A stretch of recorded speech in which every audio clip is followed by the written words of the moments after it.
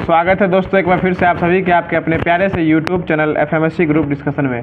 दोस्तों बीएसपीएससीएल का ये क्लास नंबर 12 होने वाला है और इससे पहले सक्सेसफुल 11 क्लास पूरा करा दिया गया है। उम्मीद करते हैं वो सारे क्लास आप लोग देख लिए होंगे और पिछले कुछ रुझानों से ऐसा प्रतीत हो रहा है कि आप लोग का इच्छा है कि क्लास बंद ना हो, इसलिए हम भी कुछ बीच में हताश होते हुए भी फिर आप लोग का कमेंट देखने के बाद ऐसा प्रतीत हो रहा है कि क्लास चलते रहना चाहिए। भले कुछ लोग इसको डिमोटिवेट करने के पर लगे हो या फिर कुछ हो, लेकिन आज एक भाई का कमेंट देख के हमारा हृदय तार तार हो गया और कुछ इस कदर से उनकी भावनाओं के साथ हम बहने लगे कि हमें ऐसा प्रतीत हुआ कि क्लास चलना चाहिए, या फिर ट्रेन की छुक छुक चलते हुए चाल से चले या फिर चलते हुए खरगोश की चाल बोलिए, यह चलना बहुत ही ज़रूरी होने वाला है। और ये जिस तरह अभी सभी लोग सोच रहे होंगे कि एग्ज़ाम इसका नहीं होने वाला है, या कुछ लोग ऐसा भी सोचते हैं कि सीट बिक जाएगा, ये बहुत सारी बातें हर एक विद्यार्थी के मन में आती रहती है। तो सीट बिकना न बिकना वो उसके बाद की बात है, लेकिन आप प्रयास न करिए तो गलत बात हो जाएगा।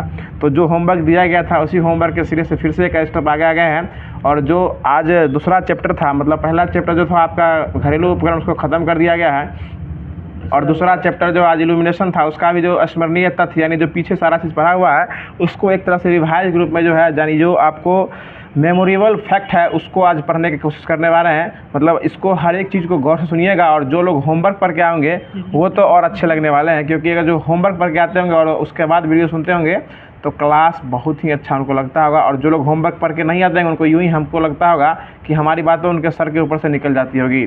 तो जो भी लोग वीडियो को पहली बार देख रहे हैं और वीडियो को अभी तक लाइक नहीं किए हैं तो सबसे पहले वीडियो को लाइक कर दीजिए और चैनल को सब्सक्राइब करके नोटिफिकेशन बेल को ऑल पे सेट कर दीजिएगा, ताकि हम लोग के द्वारा बीएसपीएससीएल की क्लास हो या फिर बिहार पुलिस या बिहार दरोगा, एएलपी टेक्नीशियन, बीएससी या फिर आरपीएफ, ऐसा जो भी क्लास आपको एफएमएससी ग्रुप डिस्कशन के माध्यम से देखने को मिल रहा होगा वह क्लास का सारा नोटिफिकेशन सबसे पहले आप तक पहुंच जाए।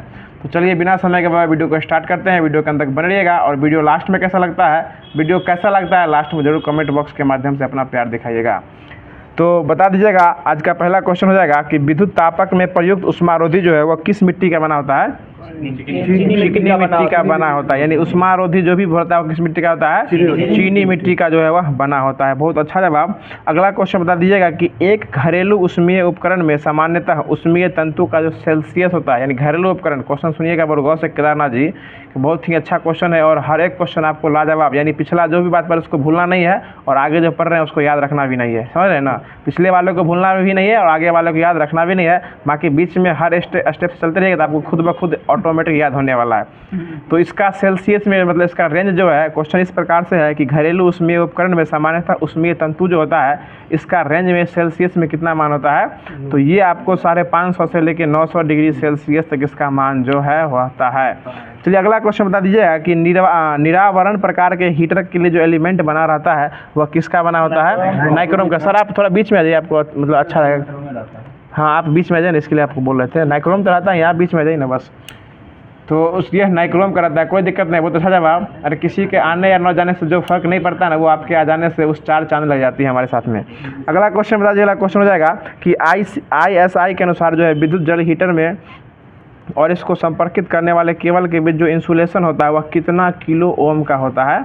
तो यह 0.01। देखिए इसमें फैक्ट ही आपको याद रखना है, अन्यत्र आपको कोई भी बातें मस्तिष्क में उसको घूमने नहीं देना है। बाकी जो फैक्ट दिया रहता है ना, अगर आप उस फैक्ट का भी रिवीजन कर लेते हैं तो आपका जो ट्रेड थ्योरी है वो अन्यत्र से लाख गुना बेहतर हो जाएगा, समझ रहे केदारनाथ जी ना। अगला क्वेश्चन बता दीजिएगा, इसका आंसर क्या जाएगा? 0.01 किलो ओम हो जाएगा। चलिए अगला क्वेश्चन बता दीजिएगा कि आपको अगर संग्राहक प्रकार के वाटर हीटर की मरम्मत करनी है जो गर्म जल में भाप है, इस समस्याओं को उपचार करने के लिए आप उसको किस विधि से जांच करने वाले हैं? तो वो थर्मोसेटिंग विधि से उसको जांच किया जाएगा। मतलब अगर आपको एक जल हीटर को अगर चेक करना है कि वह पानी गर्म करता है या नहीं करता है तो उसको आप किस विधि से जांच कीजिएगा? थर्मोसेटिंग विधि से क्या कीजिएगा? उसको जांच कीजिएगा कि काम सिस्टम कर रहा है या सिस्टम फेल्यूर है।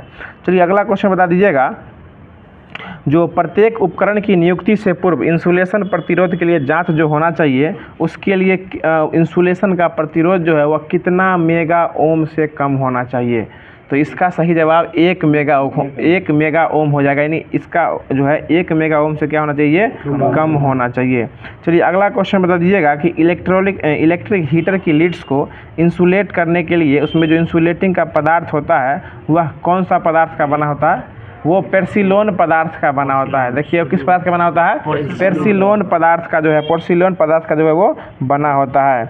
आगे बता दीजिएगा, अगला क्वेश्चन हो जाएगा कि वाटर हीटर के बाहरी आवरण और अंतः टैंक के बीच के स्थान को ग्लास वूल से भरा जाता है। हम बताए हुए थे जिस वक्त जो है आपको वाटर हीटर की चर्चा कर रहे थे, तो वह किससे भरा रहता है, ग्लास वूल से भरा रहता है। और उसका अंदर का जो रहता है परत वो किसका बना होता है, अंदर वाला जो है वो तांबा का बना होता है, ठीक ना। और बाहर वाला जो है वो इस्पात का बाहर वाला रहता है, अंदर वाला तांबा का बना होता है। और उस दोनों के बीच का जो गैप रहता है उसमें क्या भरा रहता है, वह ग्लास वूल जो है वह भरा जाता है। तो देखिए इसको भरने का मुख्य कारण क्या हो जाएगा, यह उष्मा के ह्रास को रोकता है। यानी उष्मा जो है, अगर आप उसमें पानी गर्म होती है तो पानी गर्म होने के बाद ठंडा न हो, इसके लिए क्या किया जाता है, उसमें ग्लास वूल जो है वो भरा जाता है। चलिए बहुत अच्छा जाएगा, आप लोग को बहुत कुछ याद होने वाला है और बहुत कुछ अभी तक याद भी है। आगे बता दीजिएगा, अगला क्वेश्चन हो जाएगा कि वाटर हीटर, ये तो बोल ही दिए हैं, बताइएगा वाटर हीटर आवरण के ऊपर गलनीय प्लग का उद्देश्य जो है, गलनीय प्लग का उद्देश्य थर्मोस्टेट की असफलता की स्थिति में टैंक के अंदर वाष्प दबाव को मुक्त करना होता है। मतलब इसमें इस लाइन का कहने का मतलब ये हुआ कि वाटर हीटर का जो आवरण लगा रहता है उसमें जो गलनीय प्लग रहता है उसके ऊपर जो थर्मोस्टेट की असफलता के अंदर वाष्प दबाव को मुक्त करना होता है। यानी वाटर हीटर देखिएगा उसके ऊपर जो टैंक लगा रहता है उसका मुख्य कारण जो है वाष्प दबाव को मुक्त करना होता है, ताकि जो है वाष्प में दबाव बने और पानी क्या रहे, हमेशा गर्म रहे। जब तक उसको स्विच दीजिएगा तो क्या होता है, वो गर्म होगा। फिर उसके बाद जब उसको गर्म करना छोड़ देता है तो मतलब उसको लोग लैंड को काट देता है। चलिए आगे बता दीजिए, अगला क्वेश्चन है कि हीटर में नियंत्रक घुंडी के न्यूनतम तापक्रम सेटिंग पर थर्मोस्टेट संपर्कों के बीच प्रतिरोध का मान जो है वह कितना ओम से कम होना चाहिए। तो ये 1 ओम से कम और 0 ओम से अधिक, यानी 0 और 1 के बीच में होना चाहिए। यानी 0 ओम या 1 ओम से कम जो उसका प्रतिरोध होना चाहिए। यानी मान लीजिए 0 से और 1 के बीच में इसका प्रतिरोध हमेशा होना चाहिए। चलिए अगला क्वेश्चन बता दिया कि एक नंगीय उष्मीय तंतु से युक्त इलेक्ट्रॉनिक स्टोव के संचालक तापक्रम का रेंज कितना होना चाहिए। मतलब जिस वक्त स्टोव जानते हैं ना, विद्युत स्टोव, जिसमें क्या होता है, खाना बनता है ना, विद्युत स्टोव देखे हैं ना, उसमें क्या बनता है, खाना। और इसका रेंज कितना से कितना होना चाहिए, 750 से लेके 900 के बीच जो है वह होना चाहिए। इन होमवर्क दिया गया था, वो पहला चैप्टर है, ठीक है वही तक है। हीटर तीटर इसमें आ रहा है, इलेक्ट्रिक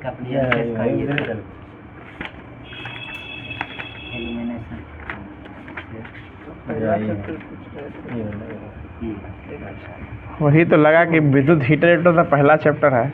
चलिए कोई नहीं, ये भी आपके बैच का ही है और आप ही के काम का ही क्षेत्र है, कभी उसको पढ़ ले तो अच्छा ही होने वाला है। बाकी शिक्षा कहीं से भी मिलता है, लोग उसको लपेटने का काम किया करते हैं। ये पहला चैप्टर हो या फिर दूसरा चैप्टर हो, एक तरह से उसमें भी आपको जो इम्पोर्टेंट फैक्ट ही दिया गया था और इसमें भी इम्पोर्टेंट फैक्ट ही दिया गया है। मतलब दोनों में स्मरणीय तथ्य को ही आज रिवीजन कराने का उद्देश्य था। चलिए अगला क्वेश्चन बता दीजिए, अगला क्वेश्चन है कि दृष्टिगोचर में होने वाला रंग जो है पीलापन के लिए किस रंग का होता है, वो हरे रंग का होता है। किस तरह का होता है, वो हरे रंग का होता है, ठीक है। जिसे कौन सा रंग कहते हैं, केलाई रंग भी कहते हैं। इसे कौन रंग कहते हैं, केलाई रंग भी कहा जाता है। चलिए अगला बता दीजिए कि 1 ल्यूमेन में कितना वाट होता है, 0.0016 वाट जो है यह 1 ल्यूमेन में होता है। चलिए आगे बता दीजिए, अगला क्वेश्चन हो जाएगा कि प्रत्यक्ष प्रकाश हेतु उपयोगिता कारक का मान जो है यह कितना से कितना तक होता है। हाँ ठीक है, 0.4 से लेके 0.6 तक होता है। यानी प्रत्यक्ष प्रकाश हेतु जो उपयोगिता का कारक होता है वह 0.4 से लेके 0.6 तक के बीच होता है। बहुत अच्छा जवाब। और इसी का ठीक आगे हो जाएगी, ये प्रत्यक्ष प्रकाश के लिए हो गया और अप्रत्यक्ष प्रकाश के लिए कितना होता है, 1 से लेके 0.5 तक, यानी 0.1 से लेके 0.5 तक। प्रत्यक्ष के लिए होता है आपको 0.4 से लेके 0.6 तक और अप्रत्यक्ष के लिए 0.1 से लेके 0.5 तक, 0.5 तक रहता है। समझ रहे ना अजीत जी, बहुत अच्छे लग रहे हैं। आगे बताइएगा, क्वेश्चन हो जाएगा कि कार्बन का गलनांक जो है वह कितना डिग्री सेल्सियस होता है, 3400 डिग्री सेल्सियस जो है कार्बन का गलनांक होता है। और टंगस्टन का गलनांक कितना होता है, इसका 3380, 3400 या 3500 कुछ हो जाए, इसमें इतना तक रख सकते हैं इसको।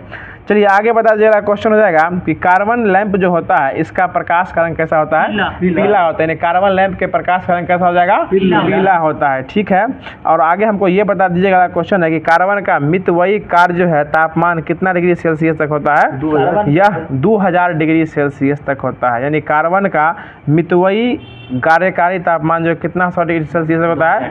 ये 2000 डिग्री सेल्सियस तक होता है। देखिए एक होता है, आपको मितव्ययी क्या मतलब समझते हैं? मितव्ययी होता है और एक अपव्ययी होता है, ठीक है ना। तो मितव्ययी और अपव्ययी आपको हिंदी की भाषाओं में बोलिएगा तो मितव्ययी वो होता है जो कम खर्च करता है। क्या करता है? कम खर्च करता है, उसको आपको मितव्ययी कहा जाता है।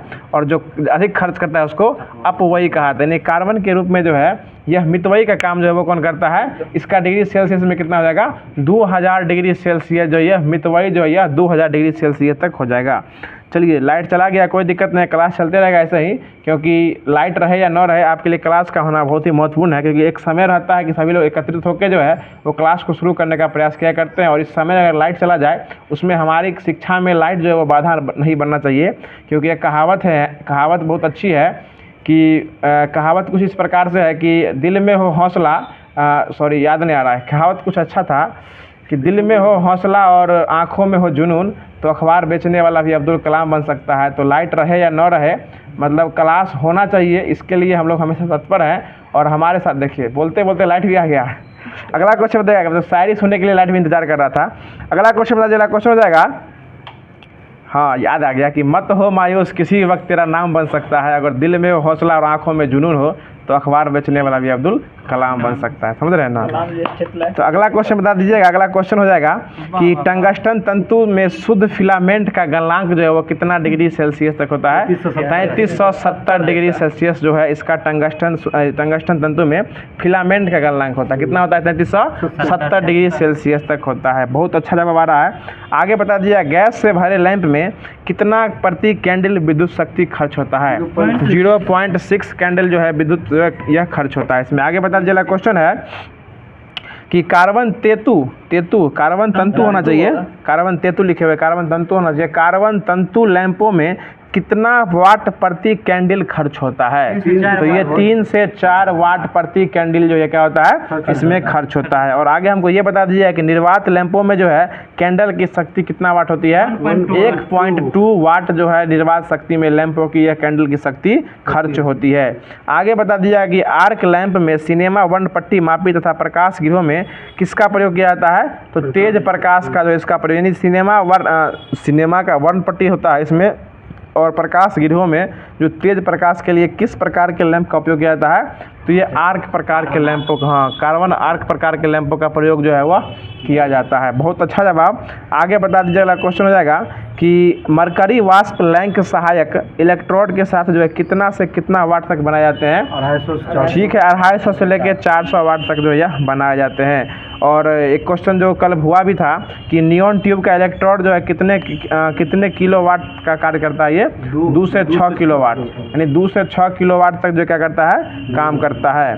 चलिए आगे बता दीजिएगा, क्वेश्चन है कि नियॉन लैंप जो है ना एक प्रकार का कैसा लैंप है? ये कोल्ड कैथोड लैंप है। कल भी बताया गया था, ये कोल्ड कैथोड लैंप जो है या कौन सा लैंप हो जाएगा? नियॉन लैंप जो है वह उसको एक और अन्य नाम से बोल सकते हैं, और वह नाम क्या हो जाएगा? Cold cathode lamp. कोई दिक्कत सर जी? अगला क्वेश्चन बता दीजिए, अगला क्वेश्चन हो जाएगा कि GLS लैंप की ल्यूमिनस क्षमता जो है वह कितना वाट तक होती है? तो यह 10 से लेके 18 वाट तक होती है। बहुत अच्छा जवाब। और सोडियम लैंप है तो जो ज्वलन वोल्टेज होता है वह कितना वोल्ट तक होता है? 400 से लेके 600 वोल्ट तक होता है। चलिए आगे बता दीजिएगा, क्वेश्चन है कि फ्लैशर बल्ब का धारा मान जो है वह एक बल्ब की धारा मान का कितना गुना होता है? तो यह 4 गुना होता है। कितना गुना होता है? फ्लैशर बल्ब का जो धारा मान होता है उसमें एक बल्ब की धारा मान जो है वो कितना गुना होता है? वह 4 गुना होता है। ठीक है, आगे बता दीजिएगा, क्वेश्चन है कि घर के बाहर लगाई जाने वाली लाइट की अंतर्वेशन सुरक्षा यानी इनग्रेस प्रोटेक्शन के लिए रेटिंग जो है वो कितना IP रेटिंग होता है? 65। यानी IP 65 रेटिंग जो है वह उसको दिया जाता है। यानी समांतर जो घर से बाहर जो लाइट लगी रहती है उसके लिए रेटिंग कितना रहता है? IP 65। देखिए जो लोग सिर्फ फॉर्म भर के सोए होंगे कि एग्जाम आएगा तब याद करेंगे, और जो लोग अभी मेहनत कर रहे हैं उनसे कहीं ना कहीं आप लोग बेहतर हैं कि एक जगह बैठ के एकत्रित होकर अभी जो है डिस्कशन सुनना है। हम जानते जानते हैं कि इसमें से 90% क्वेश्चन आपको याद नहीं होगा और सुनते होंगे कुछ देर के बाद भूल जाते होंगे, लेकिन जो 10% आप एब्जॉर्ब करके यहाँ से रोज़ ले जाते हैं ना, वही 10% धीरे धीरे जमा होते होते आपको जो है एक दिन 100% करके देगा। समझ रहे हैं ना? मतलब क्वेश्चन कुछ ऐसे मन मस्तिष्क पटल पे आपको अंकित हो जाना चाहिए कि एग्जाम हॉल में किसी और की बात ना हो, लेकिन ग्रुप डिस्कशन का बात जो वहाँ आपके साथ गुजरना चाहिए। समझ रहे होंगे? अगला क्वेश्चन बता दीजिएगा। रमेश बाबू आ गए हैं, तो रमेश बाबू आपके लिए क्वेश्चन बहुत अच्छा क्वेश्चन है कि अभी जस्ट हम बताएं कि घर से बाहर जो आपको बल्ब को नियंत्रित करने के लिए अंतर्वेशन सुरक्षा वाला लाइट लगाया जाता है, उसके लिए रेटिंग क्या दिया जाता है?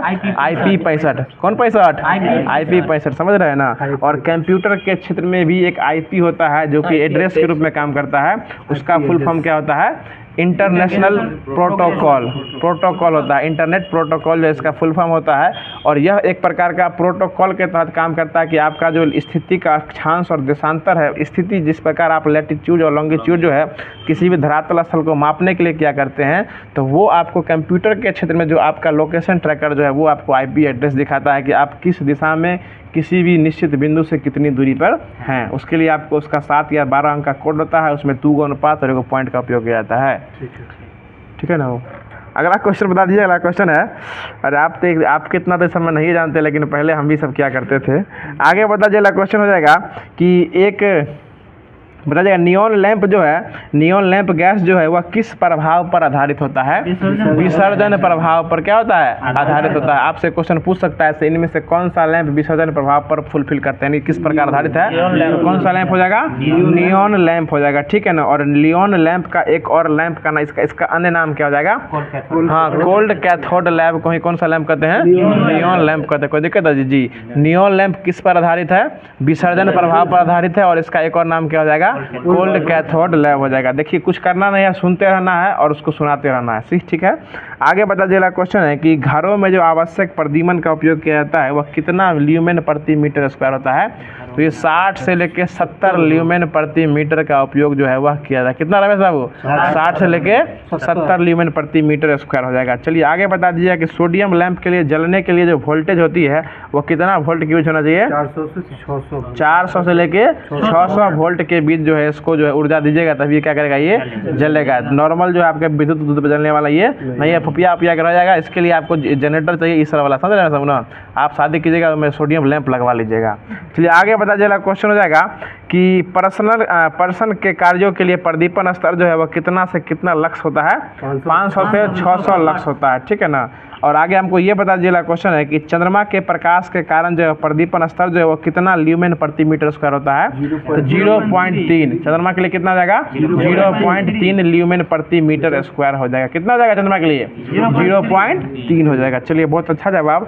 आगे बता दीजिएगा। अगला क्वेश्चन हो जाएगा, जो भार को स्विच ऑफ करने के लिए जो है स्पार्किंग होने का कारण उच्च प्रेरक है जो परिपथ में विद्यमान होता है। यानी इसमें क्वेश्चन इस प्रकार से बन सकता है कि स्पार्किंग से होने को बचाने के लिए उच्च प्रेरक का उपयोग किया जाता है, वो किसको स्विच होगा? भार का स्विच ऑफ करने का हो जाएगा।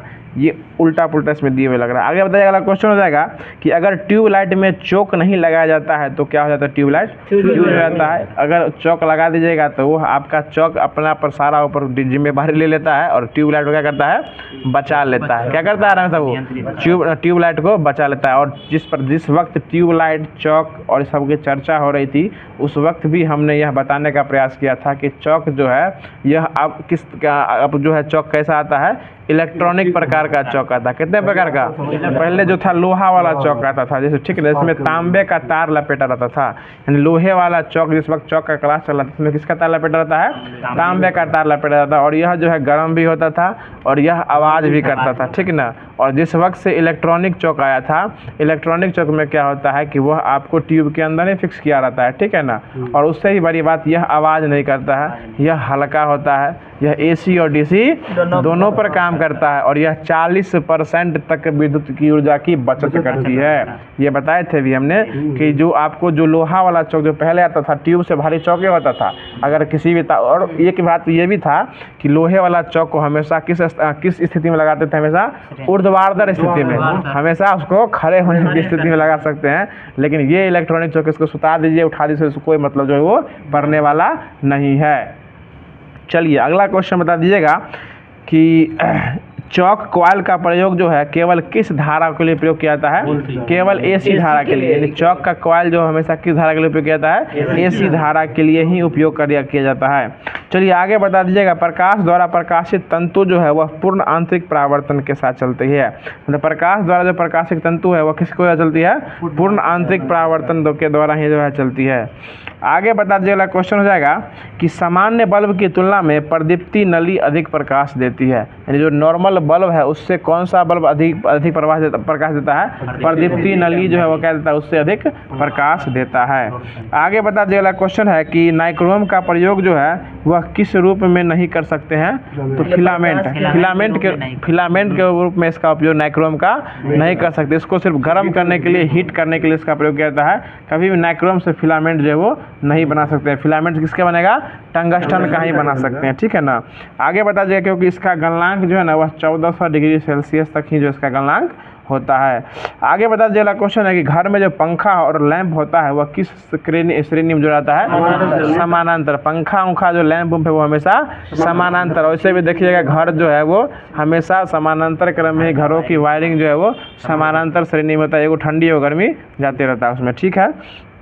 और जबकि जो फ्यूज रहता है, फ्यूज देखे हैं जो मेन बोर्ड में लगा रहता है फ्यूज, वो किस श्रेणी में रहता है? वो श्रेणी क्रम में फ्यूज को जोड़ा जाता है। तो श्रेणी क्रम में इसलिए जोड़ा जाता है क्योंकि जैसे ही पोल से लाइन लाइएगा और वहीं पर समांतर कर दीजिएगा तो आपका लाइन जो है आगे रूम में नहीं जा सकता। वो उसको श्रेणी के माध्यम से गुजारिएगा तभी आपके रूम में लाइन आएगा। और वहीं पर समांतर कर दीजिएगा तो वहाँ से लाइन जो है 2 भाग में बट जाएगा और वह आपको परिपथ पूर्ण नहीं हो पाएगा।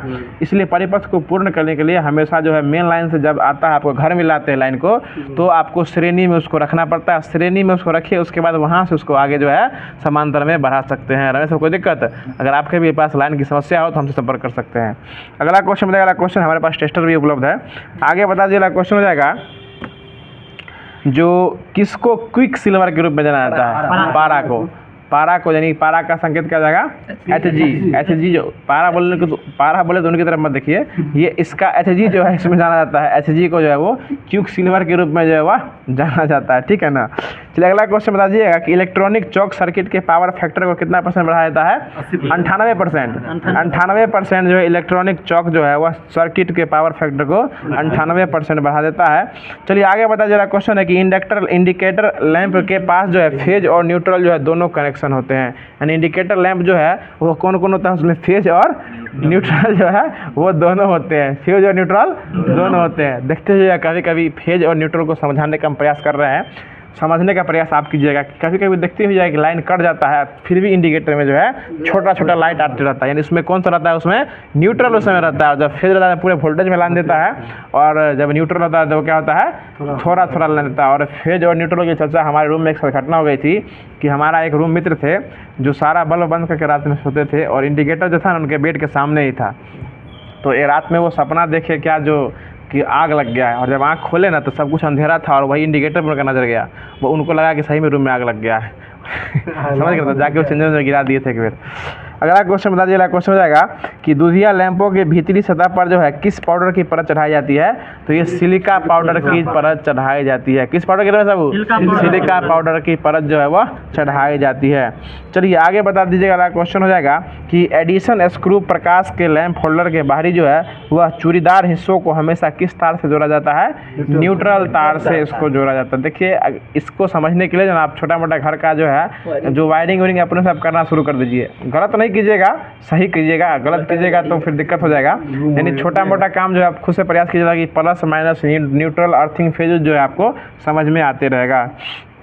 चलिए आगे बता दीजिएगा, क्वेश्चन है किसी वाहन की प्रकाशीय प्रणाली में हेडलाइट में कितने तार होते हैं? 2 तार होते हैं। हेडलाइट में कितने तार होते हैं? 2 तार होते हैं। देखते हुएगा कि हेडलाइट जो है वह 2 तारों से ही बनता है और हेडलाइट जो है हमेशा डीसी धारा पर ही काम करता है। गाड़ियों का हेडलाइट जो है वो डीसी धारा पर ही काम करता है। चलिए आगे बता दीजिएगा, अगला क्वेश्चन हो जाएगा जो नियॉन लैंप के 12 मिलीमीटर व्यास से प्रवाहित होने वाली धारा जो है वह कितना मेगा एम्पियर होता है? ये 20 मेगा एम्पियर जो है नियॉन लैंप के जो 12 मिलीमीटर व्यास का जो होता है उसे मिली एम्पियर होगा, हाँ मिली एम्पियर जो है यह 20 मिली एम्पियर जो है यह हो जाएगा। तो जो इसमें जो इम्पोर्टेंट फैक्ट था बनने वाला था, जो कि आपको होमवर्क के माध्यम से भी दिया होगा, वह एक तरह से ख़त्म कर दिया गया। मतलब पीछे जो आपने पढ़ा इल्यूमिनेशन में, उसका थोड़ा सा निचोड़ जो है वो आपको आज की क्लास में देखने को मिल रहा होगा।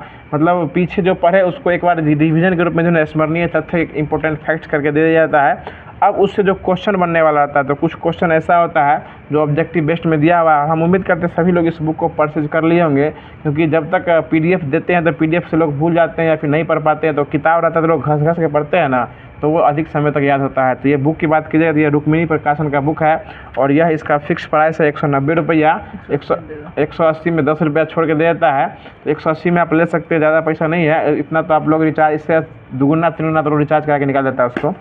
इतना बुक ले सकते हैं, और बुक लेने के बाद जो है अगर आपके पास कोई और बुक है उससे भी अच्छा है, पढ़िए। लेकिन यह जो जिसमें डिस्कशन होता है, जो होमवर्क दिया था, जो डेली का 1 ही और 2 ही पेज रहता है, तो इससे पढ़िएगा तो आपको और अच्छा लगेगा। क्योंकि हर बुक में जो थ्योरेटिकल बात होती है वो कुछ ना कुछ अन्यत्र बुक से भिन्न ही मिलेगा। तो शिक्षा जहाँ से मिले और ज्ञान की बात जहाँ से मिले वहाँ से लपेटने का काम किया कीजिए। अब जो है ऑब्जेक्टिव क्वेश्चन है उसको स्टार्ट कर रहे हैं, तो जहाँ तक हो बताइएगा, बता दीजिएगा। अगला क्वेश्चन हो जाएगा कि कौन से लैंप का सबसे अच्छा कलर जो है वह रेंडिंग CRI के लिए प्रयोग किया जाता है। तो ये इंडिसेंट लैंप का इसका उपयोग जो है वो किया जाता है। चलिए आगे बता दीजिए कि किसी हाइलोजन फ्लड लैंप का वाइजर जो है वह किसका बना होता है, कांच का बना होता है। किसका बना होता है, कांच का बना। देखते होइएगा वाइजर ताजा जो है वो किसका बनाता है, कांच का ही बना होता है। चलिए आगे बता दीजिएगा प्रकाश का रंग जो है वो किस पर डिपेंडेंट रहता है, वह तरंग दैर्घ्य और आवृत्ति दोनों पर जो है वो डिपेंडेंट करता है। यानी प्रकाश का रंग जो किस पर डिपेंड करता है, तरंग दैर्घ्य और आवृत्ति दोनों पर डिपेंड करता है। और प्रकाश का सबसे अधिक तरंग दैर्घ्य किस प्रकाश का होता है, लाल प्रकाश। लाल प्रकाश का तरंग दैर्घ्य क्या होता है, सबसे अधिक जो है वो तरंग दैर्घ्य होता है। इसलिए सिग्नलों में उसका उपयोग जो है वो खतरों के रूप में जो दिखाई किया था, ताकि वो दूर से भी क्या हो जाए, दिख सकता है। ठीक है ना, वैसे लोग उजले अच्छे लगते हैं, लाल नहीं, समझ रहे होंगे। आगे बता दीजिएगा क्वेश्चन हो जाएगा। देखिए जो क्वेश्चन अभी हमने IP65 की बात की है वो क्वेश्चन दिए हुए इसमें, और बहुत अच्छा क्वेश्चन है। वो ये क्वेश्चन कहीं पूछ दिया IP65 हमारे कहीं आना है।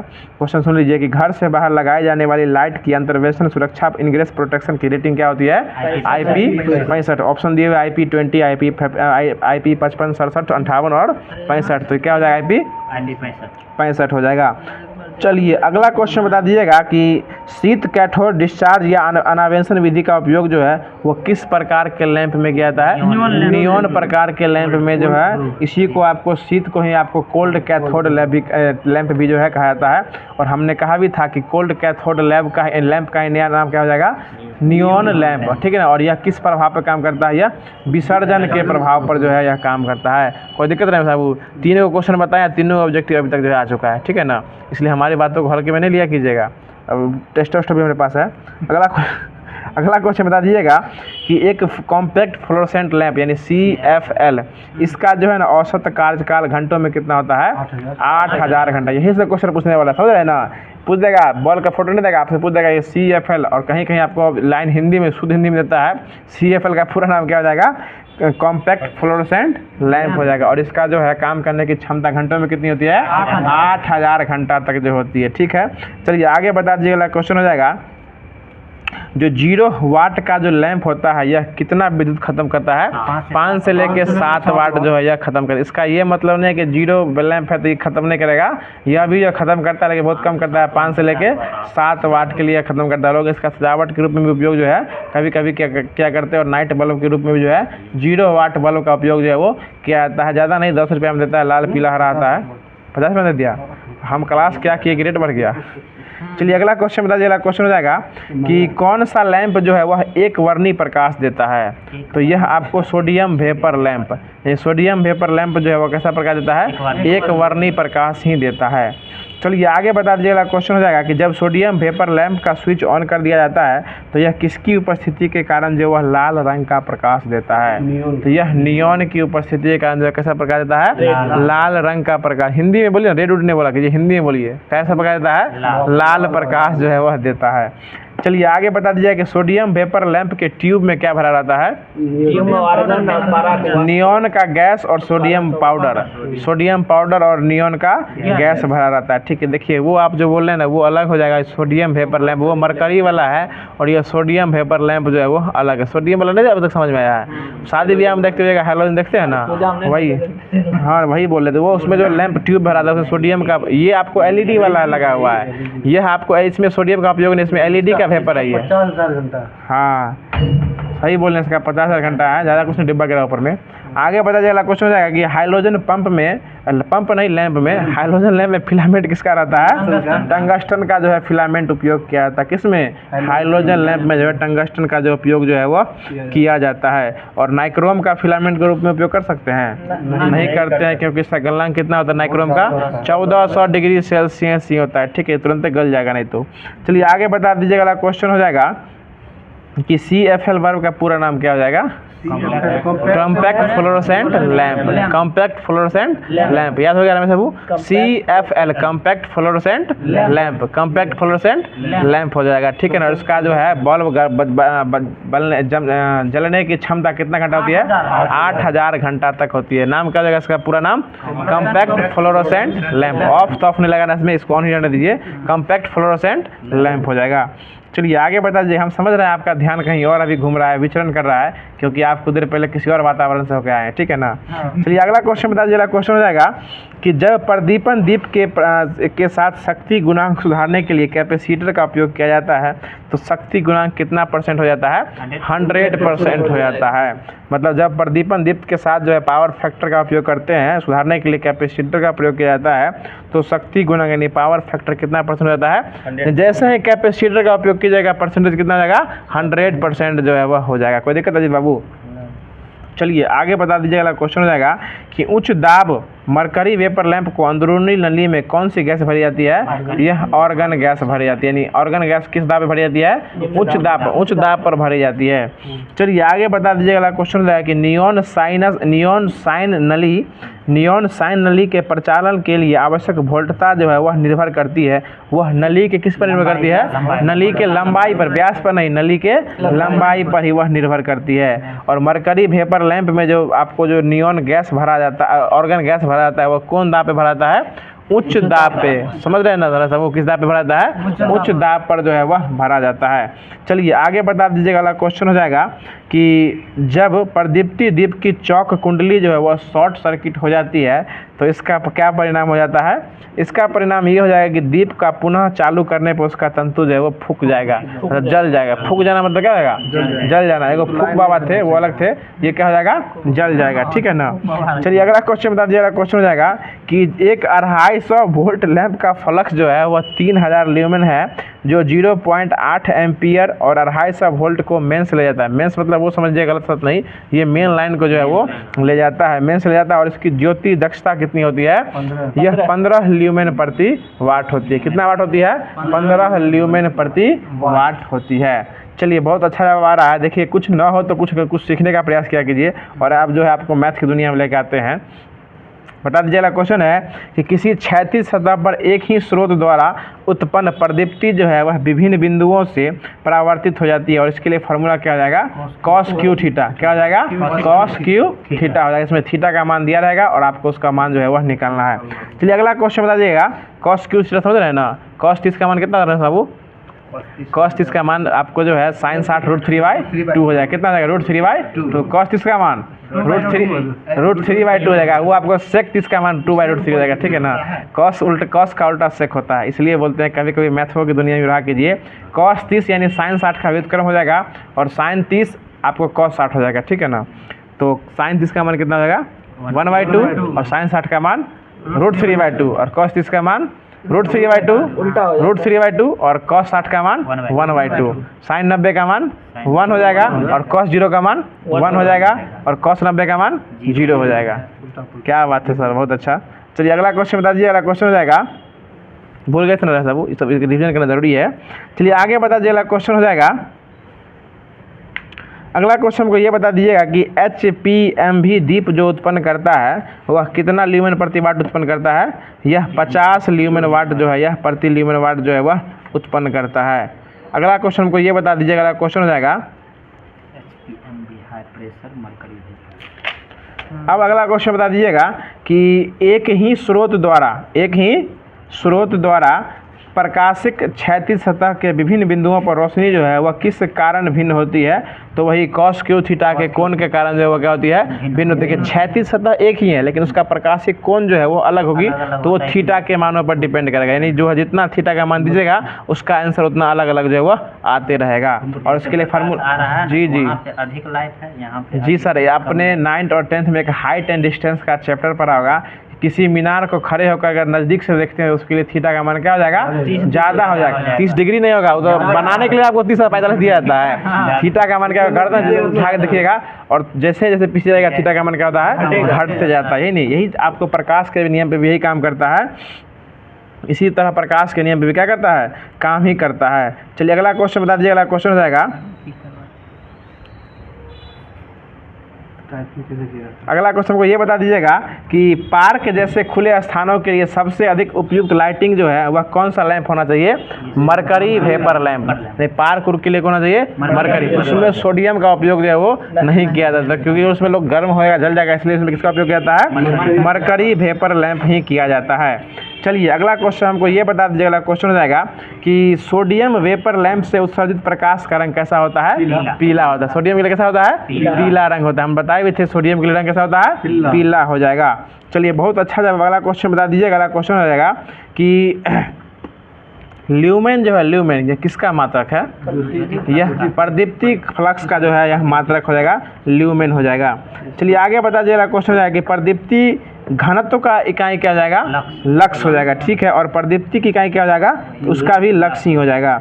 चलिए आगे बता दीजिएगा, क्वेश्चन है कि ल्यूमेन किसकी इकाई हो जाएगी, यह फ्लक्स की इकाई जो है ल्यूमेन हो जाएगी। इकाई मतलब समझते हैं ना, यूनिट हो जाएगा, उसी को इकाई कहते हैं। चलिए अगला क्वेश्चन बता दीजिए, अगला क्वेश्चन है कि नियॉन साइन नली द्वारा जो है उत्पन्न प्रकाश का रंग जो है वह निर्भर करता है, और वह जो है नली में किस पे निर्भर करता है, जो नली में गैस भरी रहती है उस पर जो है वह निर्भर करता है। चलिए आगे बता दीजिएगा, अगला क्वेश्चन हो जाएगा जो अगला क्वेश्चन है कि नियॉन लैंप टेस्टर में प्रतिरोध सीरीज में जो जोड़ा जाता है उसके लिए कितना ओम चाहिए आपको, इसके लिए 2000 ओम चाहिए। कितना ओम चाहिए, 2000 ओम चाहिए। बहुत अच्छा जवाब। अगला क्वेश्चन ये बता दीजिएगा, जो एक फार्मूला फिर पूछ लेते हैं कि इनमें से कौन सा विकल्प जो है प्रदीप्ति घनत्व के कोसाइन नियम को परिभाषित करता है। यानी प्रदीप्ति घनत्व का जो कोसाइन फार्मूला है, E बराबर I बटे डी। ठीक है, E बराबर I बटे D square into cos theta, यानी cos theta I by D square. ये भी हो सकता है कॉस थीटा I बटे डी स्क्वायर जो है इसका क्या हो जाएगा फार्मूला। यानी कोसाइन नियम के लिए फार्मूला क्या हो जाएगा, E बराबर I बटे D square into cos theta, या फिर cos theta into I by D square जो है इसका फार्मूला हो जाएगा। और यह फार्मूला क्या नियम, कौन सा नियम कहलाता है, कोसाइन नियम। आपको ये भी ऑप्शन में दे देगा कि इनमें से कौन कोसाइन नियम, इसको छांटिए। इस पे ऑब्जेक्टिव क्या करते हैं, नोमेटिकल भी ले सकता है कि इसका सब कुछ दे देगा, ई का मान, आई का मान, डी का मान, कॉस थीटा का मान पूछ सकता है, या थीटा का मान नहीं दे के बाकी सब पूछ सकता है। तो आप उसको फार्मूला याद रहेगा। फार्मूला क्या है रमेश बाबू, ई बराबर बी, ई बराबर आई इंटू कॉस थीटा बटे डी स्क्वायर। क्या हो जाएगा, ई बराबर आई इंटू कॉस, आई स्क्वायर नहीं, आई बटे कॉस थीटा बटे डी स्क्वायर। डी स्क्वायर हमेशा कहाँ रहेगा, नीचे रहेगा। डी स्क्वायर कहाँ रहेगा, नीचे रहेगा। बाकी आई और ई कॉस थीटा कहाँ रहेगा, ऊपर रहेगा। ठीक है ना, कॉस थीटा और आई कहाँ रहेगा, ऊपर, और बाकी सब नीचे। ठीक है ना। अगला क्वेश्चन बता दीजिएगा, क्वेश्चन हो जाएगा जो प्रकाश तरंग के रूप में जो है वह सतत विकिरित ऊर्जा जो है वह कौन सी ज्योति कहलाती है, तो वो फ्लक्स ज्योति जो है वह कहलाती है। और आज का एक और क्वेश्चन जो है वह बाकी जो बच गया, इसके बाद कल जो है आपको ऑब्जेक्टिव करा के स्टार्ट किया जाएगा। और कुछ लोगों का ऐसा भी कहना भी था कि आधा घंटा जो अधिक से आप इसको चलाइए, क्या कहते हैं, ट्रेड को। तो उम्मीद करते हैं आप ट्रेड अधिक से अधिक आपको देखने को मिल रहा होगा। आगे बता जाएगा क्वेश्चन है कि एक लैंप का संपूर्ण ज्योति फ्लक्स जो है यह अगर 1570 ल्यूमेन है तो इसकी औसत कैंडल पावर हो जाएगी, कितनी हो जाएगी, यह 125 रहेगी। यह आपको ऑप्शन बेस्ड, क्या कहते हैं, एग्जाम्पल बेस्ड है, नोमेटिकल बेस्ड है, उसको बनाइएगा। अब जो है जो होमवर्क के सीरीज में दिया गया था और उसके बाद जो आपको ये खत्म हो गया, क्या कहते हैं, ट्रेड थ्योरी खत्म हो गया है।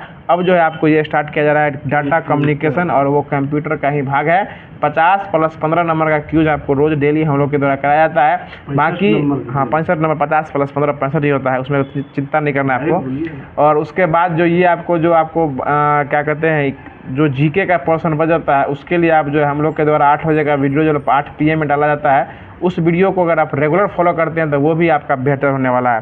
तो बता दीजिएगा, क्वेश्चन हो जाएगा, अगला क्वेश्चन बता दीजिएगा, जो आईपी एड्रेस जो है वो कितने क्लासेज में विभाजित होता है? यह 4 क्लास में क्या होता है? विभाजित होता है। चलिए आगे बता दीजिएगा, आईपी 4 में होता है और WAN जो है वह कितने में होता है? 8 में। इसका दोगुना होता है। आईपी कितना में? 4 में और WAN 8 में। और WAN का फुल फॉर्म? वाह क्या बात है, वाइड एरिया नेटवर्क जो है इसका फुल फॉर्म हो जाएगा। और ये कितने कंपोनेंट्स में विभाजित होता है? 8 कंपोनेंट में विभाजित होता है। चलिए अगला बताइएगा, अगला क्वेश्चन है कि हाफ डुप्लेक्स जो है वह किस सिद्धांत पर काम करता है? तो यह वॉकी टॉकी के सिद्धांत पर काम करता है। देखते रहिएगा, ALP टेक्नीशियन जब बहाली होती है उसमें लेके उड़ते रहता है, तो वॉकी टॉकी के सिद्धांत पर जो है वो हाफ डुप्लेक्स जो है वो सिद्धांत पर काम करता है। हाँ भाई उसी के रेंज में रहता है। आगे बताइए, अगला क्वेश्चन है कि फैक्स का प्रयोग जो है वह किस नेटवर्क में किया जाता है? तो यह PSTN नेटवर्क में फैक्स का उपयोग जो है वह किया जाता है। चलिए अगला क्वेश्चन बताइएगा कि कंप्यूटर के क्षेत्र में हैंड शेकिंग का मतलब क्या हो जाएगा? हैंड शेकिंग होता है ना, हाथ मिलाना, यह इसका मतलब हो जाएगा आपको कंप्यूटर को एक साथ हब के साथ जोड़ना। कंप्यूटर को एक साथ हब के साथ जोड़ना, यानी कंप्यूटर के क्षेत्र में जहाँ भी आपको HUB यानी हब का प्रयोग हो जाए वहाँ समझ लीजिए एक दूसरे को जोड़ने की बात किया जा रहा है। किसका बात किया जा रहा है? जोड़ने की। कभी कभी देखते होइएगा आप, जहाँ कंप्यूटर का क्लासेस चलता है वहाँ एक ही CPU रहता है, ठीक है ना, एक ही प्रिंटर रहता है। प्रिंटर कितना रहता है? एक ही। किसी भी प्रिंटर से आप प्रिंट कीजिएगा तो मेन प्रिंटर से क्या निकलेगा? प्रिंट। यानी उस सब का जो एक ही ड्राइवर इंस्टॉल किया जाता है और सबको एक हब के माध्यम से क्या कर दिया जाता है? जोड़ दिया जाता है। उसी को यानी कंप्यूटर के क्षेत्र में हैंड शेकिंग का मतलब क्या हो जाएगा? कि हब के साथ एक दूसरे को जोड़ना। और उसी में हब के साथ अगर USB लग गया तो उसी को कहा जाता है USB पोर्ट या USB हब, जो कि देखते हुए कभी कभी कंप्यूटर में एक ही मतलब USB पोर्ट से देखते हुएगा कि एक ही टैब का चौड़ा पट्टी का चार्जर आता है। जिस प्रकार पहले एक ही गुच्छा वाला चार्जर देखे थे कि एक ही चार्जर, उसमें पतला पिन भी है, मोटा पिन भी है, चौड़ा पिन भी है, टाइप C भी उसी में लगा हुआ है। एक ही बार लगाइए, उसमें जितना मोबाइल चार्ज करना है चार्ज कर सकते हैं। यानी एक ही बार पोर्ट में घुसाइए, उसमें आप कीबोर्ड का तार जोड़िए, माउस का जोड़िए, प्रिंटर का जोड़िए, USB का जोड़िए, ड्राइवर मतलब सबका चार्ज जो है उसी में जब जोड़ दीजिए उसको कहा जाता है USB port, USB hub port कहा जाता है। और सिर्फ हब की बात करेगा तो विभिन्न कंप्यूटरों को किसी एक माध्यम से जोड़ना ही क्या कहलाता है? हब कहलाता है। समझ रहे हैं ना? अगर आप कंप्यूटर में इंटरनेट दे रहे हैं तो आपका एक ही इंटरनेट का तार आएगा और सारा हब के माध्यम से ऑटोमेटिक जुड़ जाएगा। अगर किसी एक में कटेगा 100 में कट जाएगा। समझ रहे हैं ना? आप बहुत अच्छे लग रहे हैं सुधीर जी, और आपके द्वारा ही कुछ हमारे द्वारा सरप्राइज भी दिया जाएगा। बहुत ही अच्छा सरप्राइज रहेगा आपके लिए, इंतजार कीजिए, क्योंकि सब्र का फल बहुत ही मीठा होता है। और बहुत ही मीठा है, सही बोल रहे हैं। अगला खट्टा तो हो ही नहीं सकता है। अगला क्वेश्चन ये बता दीजिए, अगला क्वेश्चन है कि नेटवर्क पर डाटा संचार अगर ठीक से हो रहा है या नहीं हो रहा है, इसको जाँचने की प्रक्रिया क्या कहलाती है? ऑडिट कहलाती है। क्या कहलाती है? ऑडिट कहलाती है। कोई दिक्कत सुधीर जी, अजीत जी, क्या कहलाती है? ऑडिट कहलाती है। यानी जैसे होता है कि निरीक्षण करना ही क्या कहलाता है? ऑडिट कहलाता है। चलिए आगे बता दीजिए, अगला क्वेश्चन है कि इस प्रकार के टोपोलॉजी के अंतर्गत सारे स्टेशन एक ही संचार के रास्ते से जुड़े होते हैं, उसको कौन सा संचार कहा जाता है? उसको बस कहा जाता है। क्या कहता है? बस कहा जाता है। चलिए आगे बताइएगा, दो कंप्यूटर को मॉडेम, देखिए पहले यहाँ थ्योरी दिया हुआ है, इसके बाद आपको इसका ऑब्जेक्टिव पढ़ने को मिलेगा, ठीक है। इसलिए थ्योरी समझ लीजिए, जहाँ तक हम जानते हैं वहाँ तक आपको समझाने का प्रयास कर रहे हैं, और जहाँ तक हम नहीं जानते हैं उससे आगे आप जानते होंगे, ऐसा उम्मीद भी करते हैं। आगे पता चला क्वेश्चन हो जाएगा कि दो कंप्यूटर का मॉडेम केबल या नेटवर्क जो है एक माध्यम से जुड़ा रहता है, उसको क्या कहते हैं? लिंक कहा जाता है। क्या कहा जाता है? लिंक। ठीक से बोलिए, लिंक कहा जाता है, ठीक है, लिंक कहा जाता है उसको, ठीक है ना। हाँ LINK उसको कहा जाता है। चलिए आगे बताइएगा, नेटवर्क पर कार्य समाप्त करने के बाद नेटवर्क से संबंध तोड़ लेना क्या कहलाता है? लॉग आउट कहलाता है। क्या कहलाता है? Log out. यानी जैसे आपसे हम काम किए, आपके साथ संबंध बना लिए, फिर आपसे अगर संबंध तोड़ना है तो क्या कहेंगे उसको? Log out. संबंध मतलब आपसी संबंध की बात कर रहे हैं। तो जैसे किसी भी वेब पेज पे आप खोलिए, उस पर आप काम कीजिए, जैसे आपका ID और पासवर्ड बनेगा, उस पर आप रजिस्टर्ड होइएगा पहले, ठीक है ना। और उस पर रजिस्टर्ड होने के बाद आपका ईमेल ID, आपके मोबाइल नंबर, आपका आधार डिटेल से, जैसे आप फॉर्म ऑनलाइन देखते हैं ना कि भर लेने के बाद उससे अगर आप बाहर निकलना चाहते हैं तो आप लॉग आउट मार दीजिए। नहीं अगर लॉग आउट मारिएगा तो आपके वेब पेज पे, आपके ब्राउज़र पे दूसरा कोई आपके साथ छेड़छाड़ कर सकता है। लेकिन लॉग आउट मार दीजिएगा तो आपका आईडी और पासवर्ड फिर सुरक्षित हो जाएगा, और जब फिर से दोबारा उसमें घुसिएगा तो आपके लिए उसको जो है परमिशन अलाउ करना पड़ेगा। आपके पास आईडी और पासवर्ड होना ज़रूरी है। चलिए आगे बता दीजिएगा। अगला क्वेश्चन हो जाएगा कि वर्क स्टेशन में आधुनिक टोपोलॉजी जो है वह क्या कहलाती है? वह रिंग कहलाती है। क्या कहलाती है? रिंग कहलाती है। चलिए आगे बता दीजिएगा। क्वेश्चन हो जाएगा कि नेटवर्क जो गोलाकार क्रम में जुड़े होते हैं उसको कौन सा नेटवर्क कहते हैं? रिंग नेटवर्क ही कहा जाता है। क्या कहा जाता है? Ring network. जिस प्रकार गोल में सम्मेलन हुआ था, गोल टेबल के चारों तरफ बैठ के, उसी प्रकार जो गोलाकार नेटवर्क अगर मिलेगा तो वो कौन सा नेटवर्क कहलाएगा? रिंग नेटवर्क कहलाएगा। और गोल में सम्मेलन कितना बार है बाबू? 3 बार हुआ है। 3 बार हुआ है। और कब कब हुआ है? 30 नहीं 1930 बोलिए। 1930, 1931, 1932 में हुआ है। ठीक है ना? हाँ 7, 12, 12, 7, 17, 12, 7, 17 हुआ है। ठीक है ना? चलिए अगला क्वेश्चन बता दीजिएगा। क्वेश्चन हो जाएगा कि एक से अधिक कंप्यूटर, यानी कि एक कितना से अधिक? एक से अधिक कंप्यूटर जो आपस में जुड़े होते हैं वह क्या कहलाता है? Computer network. इंटरनेट नहीं, कंप्यूटर नेटवर्क कहलाता है। कंप्यूटर जुड़ा हुआ है तो कंप्यूटर नेटवर्क ही कहलाएगा। ठीक है, चलिए आगे बता दीजिए। अगला क्वेश्चन है कि पी का अर्थ क्या होता है? इसका अर्थ हो जाएगा point two network. Point two network हो जाएगा। चलिए आगे बता दीजिए। अगला क्वेश्चन है कि स्टार नेटवर्क जिसकी 3 शाखाएं होती है वह कौन सा नेटवर्क कहलाता है? वाई नेटवर्क कहलाता है। स्टार नेटवर्क जिसकी 3 शाखाएं होती है वो क्या कहलाता है? वाई नेटवर्क जो है वह कहलाता है। चलिए आगे बता दीजिए। अगला क्वेश्चन हो जाएगा कि सर्वर और क्लाइंट के कंप्यूटर के बीच होने वाली इलेक्ट्रॉनिक्स डाटा जो है वो क्या कहलाती है? वह वेब केस कहलाती है। क्या कहलाती है? Web case. देखिए हम बताते हैं, केस मतलब क्या होता है? किसी भी चीज़ का रखने का जगह। ठीक है ना? चाहे वो केस फाइल हो या फिर लोकल केस हो या आपको घर का केस हो, समझते हैं ना? किसी लोग कहते हैं डोर केस, फलाना केस, दरवाजा केस, इंडोर केस। उसी की बात है कि कंप्यूटर सर्वर और क्लाइंट के बीच जो केस रहता है उसको कौन सा केस कहा जाता है? वेब केस जो है वह कहा जाता है।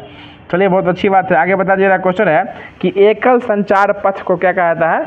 इसको रिंग कहा जाता है। एकल संचार पथ को रिंग कहा जाता है। आगे बता दीजिएगा। क्वेश्चन हो जाएगा कि दुनिया तो यूं ही बदनाम है, लोग तो आखिर प्यार में मर जाते हैं। अगला क्वेश्चन बता दीजिएगा। क्वेश्चन हो जाएगा कि देखिए कहाँ से कहाँ भटक गया। आगे बताइएगा। क्वेश्चन हो जाएगा जो आईपी एड्रेस की संख्या को विभाजित करने के लिए किसका प्रयोग किया जाता है? हमने बताया भी तो पहले दशमलव का प्रयोग किया जाता है। किसका प्रयोग किया जाता है? दशमलव का प्रयोग किया जाता है। जैसे अगर आपका आईपी एड्रेस, हाँ वही, उसके बाद दशमलव प्रणाली का उपयोग किया जाता है। इस प्रकार अभी यहाँ का आईपी एड्रेस देखिएगा तो आपका 164 पॉइंट कुछ दिखाएगा। ठीक है ना? हर एक का कोड होता है 154, 164 इसी तरह दिखाएगा। 212 यहाँ का कोड नहीं है सर जी, 212 साउथ अफ्रीका का कोड हो जाता है। ठीक है ना? साउथ अमेरिका का 316 तक है, देख लीजिए। अगला क्वेश्चन बताइएगा। अगला क्वेश्चन हो जाएगा। अगला क्वेश्चन ये बता दीजिएगा कि आईपी एड्रेस जो कितने अंकों से मिलकर बनता है? 4 अंकों से। बताया भी था आईपी है कितना? 4 और WN का 8 हो जाएगा। ठीक है ना? आगे बता दीजिएगा। क्वेश्चन हो जाएगा कि 2 असमान लैन नेटवर्क को जोड़ने का उपकरण जो है वह क्या कहलाता है? गेटवे उपकरण कहलाता है। क्या सुनिए, कोई दिक्कत है? गेटवे उपकरण जो वह कहलाता है। ठीक है, क्या क्या कहलाता है? गेटवे उपकरण कहलाता है। चलिए आगे बता दीजिएगा। क्वेश्चन हो जाएगा कि वह टोपोलॉजी एकल चैनल की साझेदारी करता है जिससे सभी स्टेशन डाटा प्राप्त करते हैं और भेजते हैं, वह क्या कहलाता है? ट्री कहलाता है। एक तरह से क्या कहलाता है? ट्री कहलाता है। तो आज का जो होमवर्क दिया गया था उसका लेफ्ट साइड का पूरा करा दिया गया है, बाकी कल इसका जो है राइट साइड का भी पूरा करा दिया जाएगा, क्योंकि वीडियो बहुत लंबा हो जाता है और छोटे से वीडियो में समझना जो है वो आपको अगर ज़्यादा हो जाएगा तो फिर आप लोग उसको भूल जाइएगा और आपको क्लास बोरिंग फील होने लगेगा। इसलिए एक छोटे से क्लास में समझाने का प्रयास जो हम लोग के द्वारा किया जा रहा है। यह क्लास आपको कैसा लगता है कमेंट बॉक्स के माध्यम से जरूर बताइएगा। और हम उम्मीद करते हैं जिस प्रकार से आप लोग कमेंटों का रुझान देख रहे हैं उस तरह से ऐसा प्रतीत हो रहा है कि बहुत ही अच्छा क्लास लग रहा होगा। और हर किसी को क्लास मुवक्किल हो ऐसा तो हम उम्मीद कर नहीं सकते हैं, क्योंकि कुछ ऐसी बातें होती है जिसको लोग इग्नोर करके चलता है। क्योंकि आपने भी कमेंट अगर पढ़ा होगा तो हर किसी का कमेंट जो है वो देखने के लायक भी, अगर आपको ऐसा लग रहा होगा कि क्लास चले तो ये आप में इसमें आप लोगों की ही बड़प्पन होने वाली है। तो यह क्लास आप लोगों को कैसा लगा फिर कमेंट बॉक्स के माध्यम से बताइएगा। फिर मिलते हैं इसके अगले सेशन में इसके अगले सीरीज़ के साथ। तब तक के लिए खुश रहिए, मुस्कुराते रहिएगा और हमारे इस FMSC चैनल को यूँ ही सपोर्ट करते रहिएगा ताकि हम लोग को आप लोग के प्रति रुझान जो है वो अधिक से अधिक बढ़ सके। धन्यवाद। जय हिंद, जय भारत।